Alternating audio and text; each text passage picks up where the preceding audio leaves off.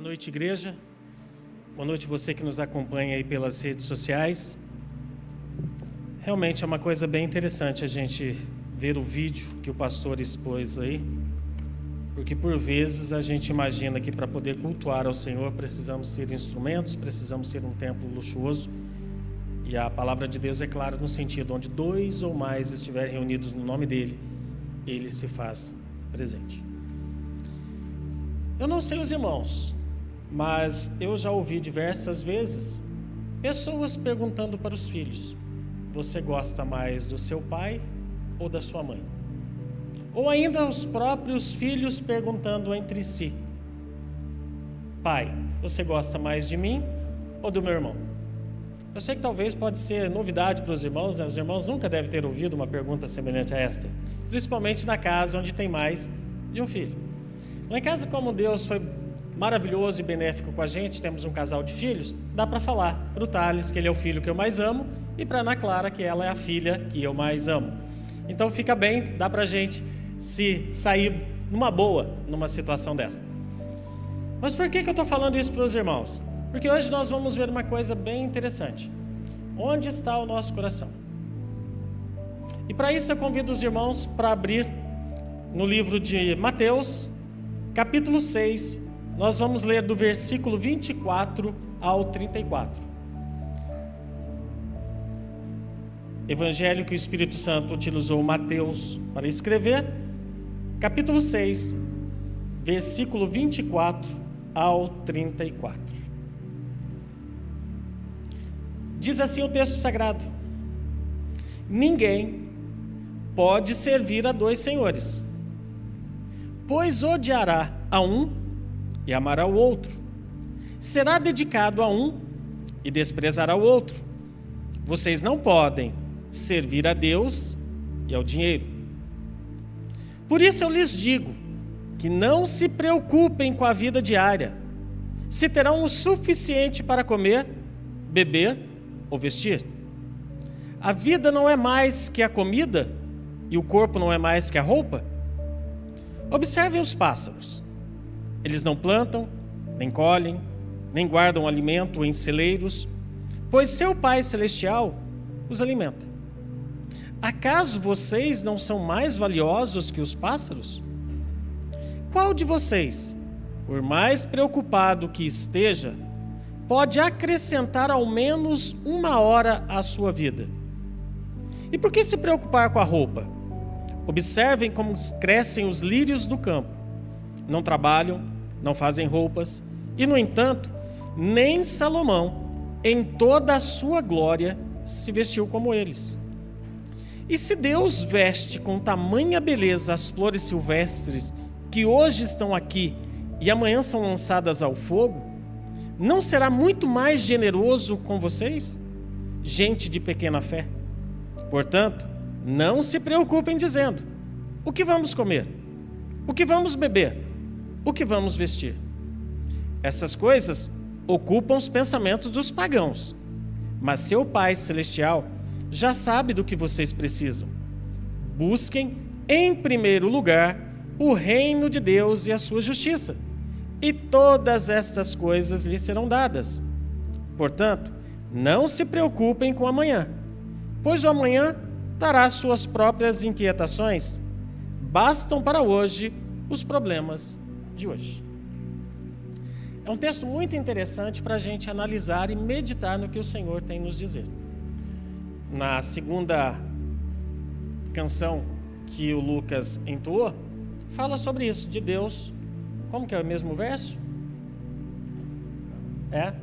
Deus toma o lugar, seu templo, alguma coisa assim, para Deus ser a primazia na nossa vida.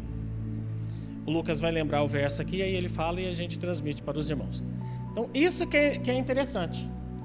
Nós entendemos, porque a Bíblia diz que nós precisamos amar a Deus sobre todas as coisas. Imagina só nós declararmos para os nossos pais, para os nossos filhos: olha, eu te amo, mas eu amo mais a Deus do que você. E estes, os filhos e os pais, nós os vemos, mas Deus, nós não o vemos. E aí, como a gente entrar numa situação desta? E nesse ponto vem a questão do trabalho excessivo. Trabalhar. Então aqui, Jesus está ensinando justamente isto. Olha, existem dois senhores, aqui Deus e o dinheiro. E está falando de servidão. E eu imagino que os irmãos conheçam pessoas que são servas do dinheiro. Eu particularmente conheço um casal em que o casal tem 2 aposentadorias, cada um deles. Eles tiveram condições de aposentar no estado, tiveram condições de aposentar também no município, porque são institutos de aposentadoria, mas nós da prefeitura nós temos um instituto próprio. Então, se você contribuir com o INSS, você pode aposentar perante a Previdência, lá o regime geral, e você também pode, enquanto funcionário público, se aposentar no Instituto de Previdência nosso. Então, esse casal, cada um deles tem 2 aposentadorias cada. Ou seja, um casal com 4 aposentadorias. Com os filhos já com as suas vidas profissionais estabelecidas. Em momento de descanso, o que os dois ainda estão fazendo? Trabalhando. Não viajam, não usufruem daquilo que acumularam, que amealharam aí no decorrer da sua vida. Por quê? Porque demonstram claramente servos do dinheiro. Servos do dinheiro. Então aqui nós fazemos este paralelo através da leitura da palavra de Deus. E quando eu estava lendo este texto, eu fui lá para Deuteronômio, onde no deserto a roupa crescia junto com a criançada e a sandália nos pés. Vocês já pensaram isso? Porque não tinha loja lá. Não tinha Marisa, não tinha C&A, não tinha nada disso. Ou seja, era a roupa que tinha no corpo. Em outras versões falam que nem os pés deles inchavam. E a gente fala, é pela graça e misericórdia de Deus, porque a gente, professor, você fica em pé o dia todo, você tem que continuar com o mesmo sapato até chegar em casa, porque se tirar depois não cabe. E eles ali 40 anos, e diz a Bíblia que os pés deles não inchavam, que as sandálias não se desgastavam. Devia ter um controle de qualidade excelente para uma roupa dessa não se desgastar em 40 anos. Então aí eu comecei a entender, porque às vezes a gente olha assim e fala, mas Deus sabe, tá? Mas aonde que está provando isso que Deus cuida? Porque às vezes a gente age com essa questão de querer olhar, verificar onde que está mostrando. E está lá no livro de Deuteronômio, a partir do capítulo de número 6. Depois os irmãos vão ler com calma. Ali conta que as roupas não se desgastavam. E é doideira a gente pensar isso. Mas eram roupas de couro. Se você comprar uma jaqueta de couro, vai durar. Não importa do que era feito. O que importa é que não se desgastava. Porque tem sempre um incrédulo, né, que vai falar, mas a roupa era de couro. Não tem problema. Então não se desgastava. É isso que nós precisamos ter em mente. Então aqui, Jesus vai pegar e falar, olha, vocês têm um pai que se preocupa com vocês. Sabe do que vocês precisam antes mesmo de pedir. E eu fiz aqui algumas anotações para a gente conversar. Então, comida, bebida e vestuário, necessidades básicas do ser humano. Se a gente for pensar, bebida, comida e o vestuário. O básico do básico que um ser humano precisa. Jesus, então, ele desenha, porque ele tem que mostrar, olha, você já viu os pássaros? Eles não plantam, não colhem, não ajuntam em celeiros, e mesmo assim, Deus cuida deles. Não é possível que os pássaros são mais importantes para o Senhor que vocês. E aí ele faz a analogia de um dos homens mais sábios abaixo de Jesus Cristo, que foi Salomão, escreveu aí mais de 3.000 provérbios, que diz que nem Salomão, em toda a sua glória, se vestiu tão esplendidamente como os lírios do campo. E aí eu fiquei pensando, mas não é possível que Salomão não tinha uma roupa mais bonita que o lírio do campo. Porque a gente tem que entrar dentro da história. A gente precisa questionar e pensar. Não é possível, cara, com toda aquela riqueza, com aquele monte, né? E aí vem umas coisas bem doidas, 300 mulheres, 700 concubinas, 1000 sogras, meu Deus do céu. E diz que o homem era sábio, mas enfim, né? Esse é um outro momento para a gente conversar. Mas eu fico pensando, não é possível que não conseguia ter uma roupa mais bonita que o lírio do campo. E aí eu fiquei pensando, por quê? Porque a roupa de Salomão era feita por mãos humanas. A beleza do lírio do campo pelas mãos divinas. Aí sim tem toda a diferença. Podia ele aparecer com a roupa mais glamourosa da época. Mesmo assim, o lírio do campo é mais bonito, é mais esplêndido que a roupa que ele estivesse usando. Então, nós temos que compreender isso, nós precisamos verificar isso. E o engraçado é como que Deus prepara as coisas na vida da gente. A Neide trabalha na prefeitura, conhece uma colega por nome de Deise, e como a gente vai falar bom das pessoas, a gente pode dar um nome. Quando for falar mal, a gente não deve nem falar mal. E aí essa Deise, que trabalhava lá com a gente, ela foi transferida para uma outra secretaria. Ela aceitou o desafio e foi. E o pessoal comprou um vaso de flores para dar para ela. Do que era o vaso de flores? Lírio. Aí eu falei, meu Deus do céu, estou vendo que realmente o lírio é lindo. E aí eu pude comparar e verificar que Salomão não se vestia bem. Mas enfim, talvez aí um falcão da vida dos tempos atuais. Então nós precisamos compreender essas questões e ver o cuidado de Deus com a nossa vida. E aí vem o quê? Nós precisamos trabalhar? Precisamos. O cidadão por nome de Adão foi pisar na bola. Jardineiro, sossegadinho lá no paraíso. Pisou na bola, ele e a esposa dele. E aí o que sobrou pra gente? Do suor do rosto, você vai comer o teu pão.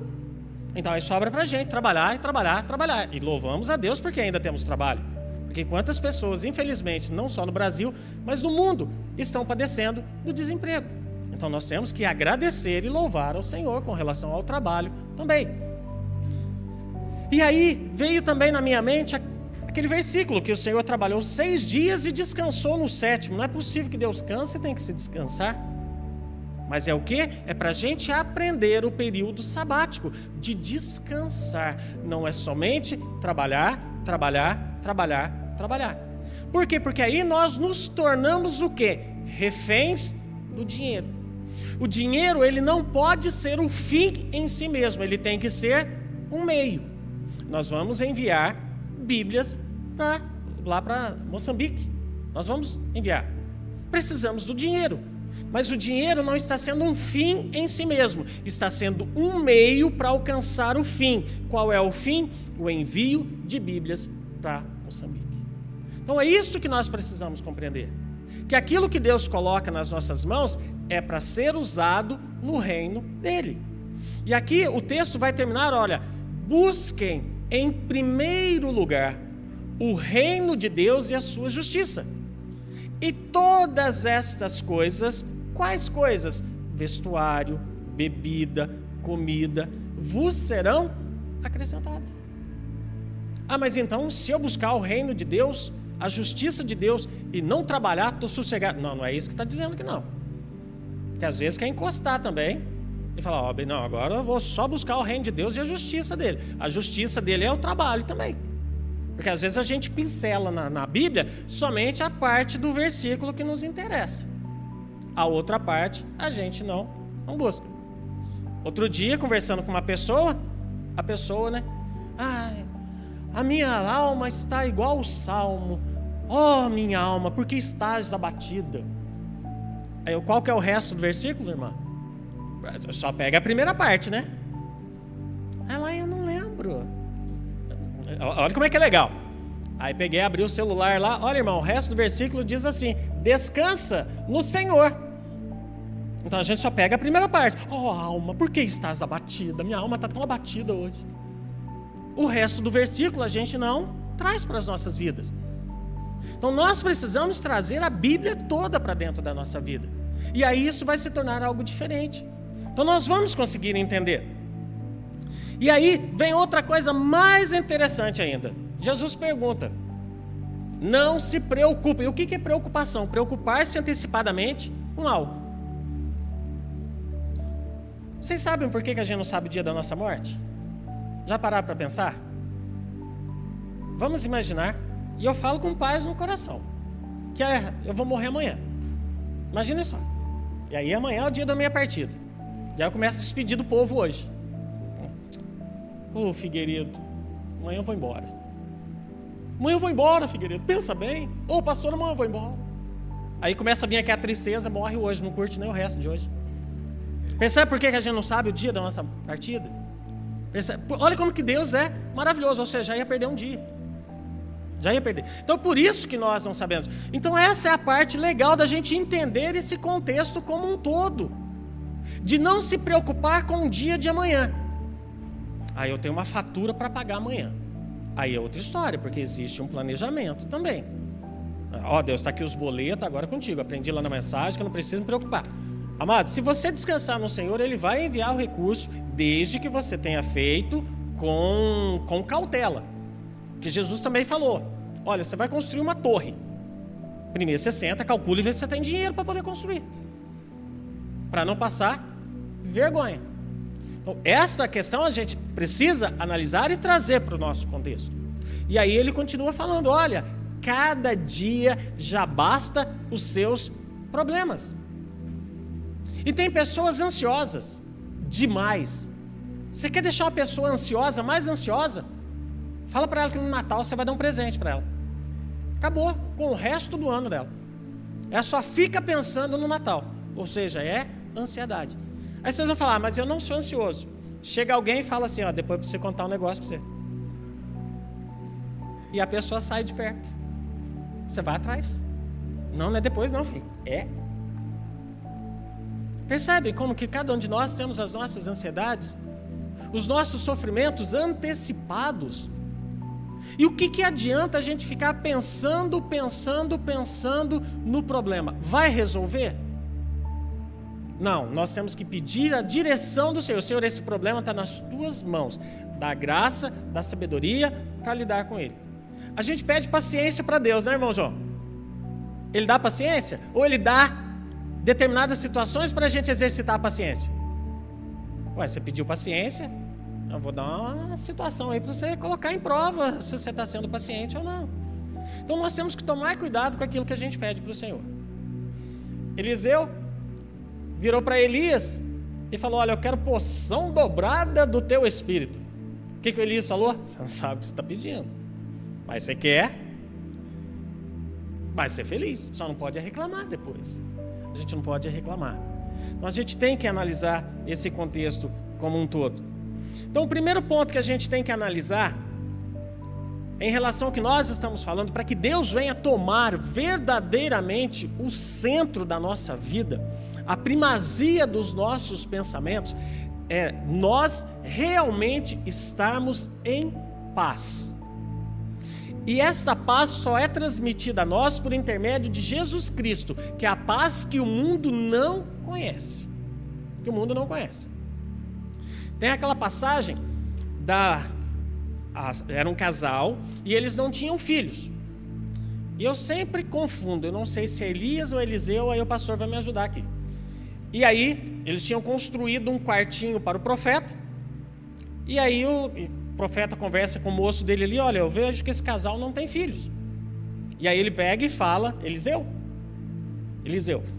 ele pega e fala para o casal, olha, para a mulher, né? Daqui um ano eu vou passar aqui, vou me hospedar aqui, você vai ter um filho. E assim aconteceu. Só que tempos depois, a criança veio a falecer.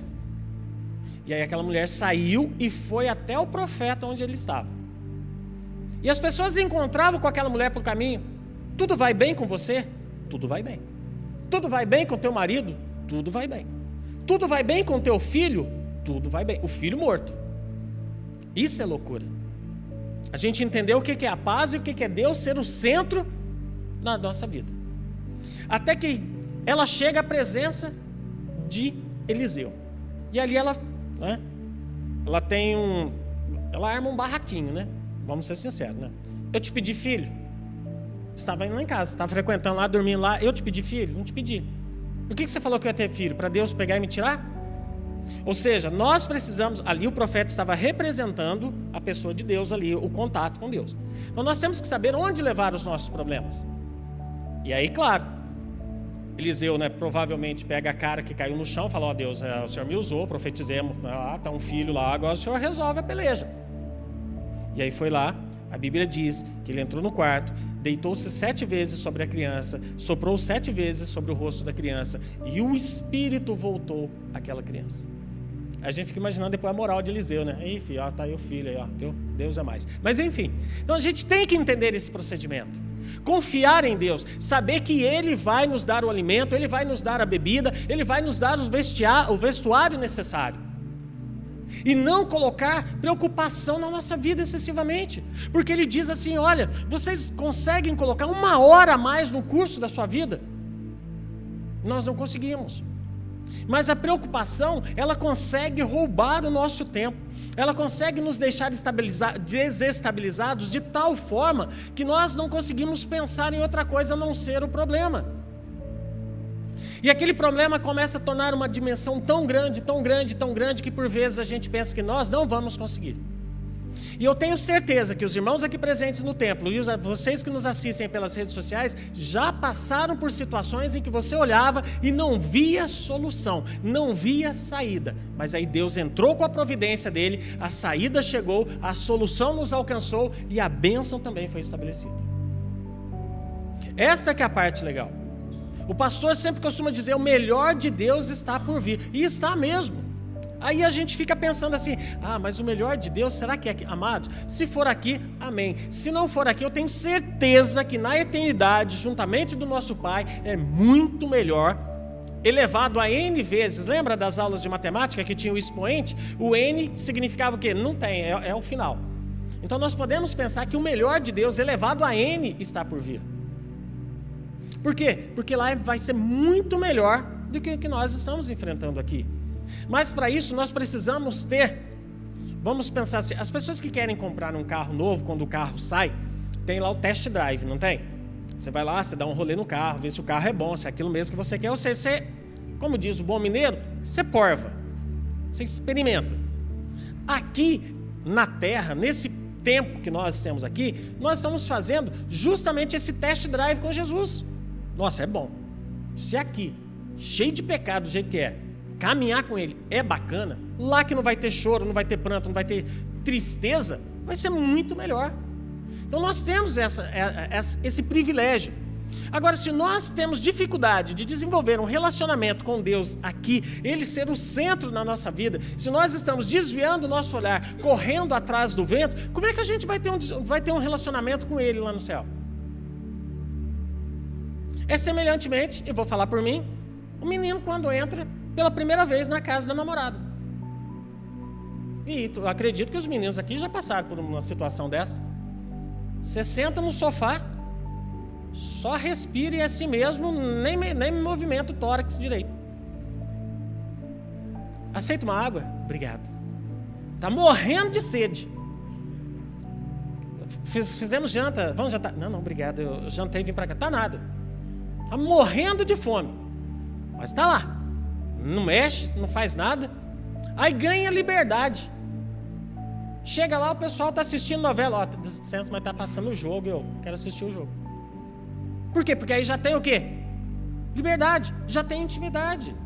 Então é isso que nós precisamos desenvolver com o Senhor. Mas não é ficar pensando no dinheiro, eu tenho que trabalhar, eu tenho que trabalhar, eu tenho que trabalhar, eu tenho que trabalhar, eu tenho que trabalhar. Eu tentei guardar o nome dele, mas eu não consegui. É o CEO da Amazon. Ele conseguiu juntar um dinheirinho lá, uns troquinhos, em torno de 219 bilhões de dólares. É a fortuna pessoal dele. Ou seja, até a 5ª geração dele, ninguém precisa trabalhar mais. Aí fiquei pensando, né? Até brinquei lá com o pessoal lá da prefeitura dele. Eu não queria muita coisa dessa daí não. Zé, quanto você queria? 10%, tá bom. Que a gente pensa no dízimo, né? 10% tá bom. O que é 10% de 219 bilhões de dólares? Vamos arredondar? 22 bilhões de dólares. Ou seja, 110 bilhões de reais. Pouca coisa, né, irmão João? Dá para fazer um churrasco aí, não dá? Então, ou seja, aí eu comecei a pensar. A preocupação desse camarada. Com quem se aproxima dele. Já imaginaram? Por quê? Porque por vezes, não estou falando, nem eu conheço só da internet. Esses dias queria marcar uma reunião comigo, mas eu não quis conversar com ele, não, então é só da internet. Então, o que acontece? Eu não sei se ele tem esse amor ao dinheiro ou não sei, não posso falar isso. Mas muitas pessoas perdem a vida correndo atrás do dinheiro. Correndo. E aí a palavra de Deus vem nos ensinar. Olha, e aí em outro lugar Jesus vai falar, olha, se vocês são pais terrestres e sabem, procuram, querem dar coisas boas para os seus filhos, quando Jesus pergunta, quem que o filho pedindo um ovo vai dar uma serpente? Quanto mais o vosso Pai Celestial. Se Deus enviou o único filho que ele tinha para morrer por nós na cruz do Calvário, não é possível que a gente precise de prova de amor maior com relação a isso. Então, amados, que nós possamos sair daqui esta noite sabendo diferenciar. Senhor, eu estou usando o dinheiro que o Senhor me dá como um fim em si mesmo ou como meio para alcançar um fim, para que outras pessoas possam conhecer o teu reino, semelhantemente àquele pastor de Moçambique, os pastores de Moçambique estão pedindo a ajuda aqui da igreja. Então, é isso que a gente precisa compreender. Nós somos mordomos daquilo que o Senhor colocou nas nossas mãos. Na semana passada nós conversamos, lembra que eu sou filho. O primeiro ponto eu preciso entender, eu sou filho, independentemente do lugar onde eu estiver. Sou filho, preciso me comportar como filho. E às vezes nós ficamos mais interessados nas mãos do Senhor para nos abençoar que no rosto dele para adorar.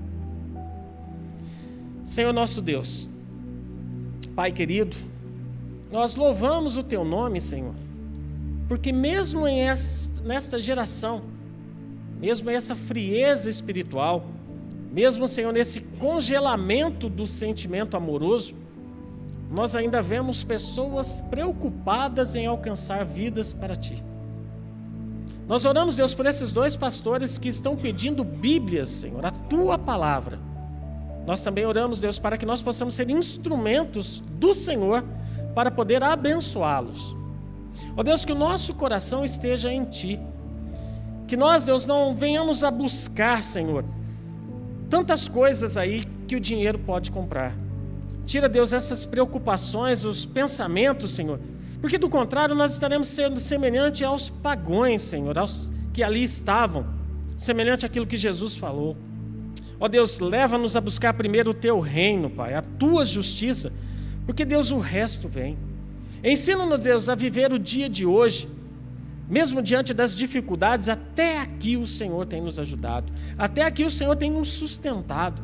O dia de amanhã pertence a Ti, Deus, e nós temos certeza que se aprouver a Ti, Pai, de amanhã nos conceder mais um dia, ao final do dia de amanhã, nós poderemos olhar e falar que até ali o Senhor também nos ajudou. Continua, Deus, nos ajudando. Ó Espírito Santo, continua trazendo entendimento ao nosso coração, que não saiamos daqui semelhantemente àquilo que Tiago ensina, de olharmos o nosso rosto refletido no espelho e esquecemos a nossa face. É uma analogia, Deus, quando nós ouvimos a Tua palavra e não a praticamos.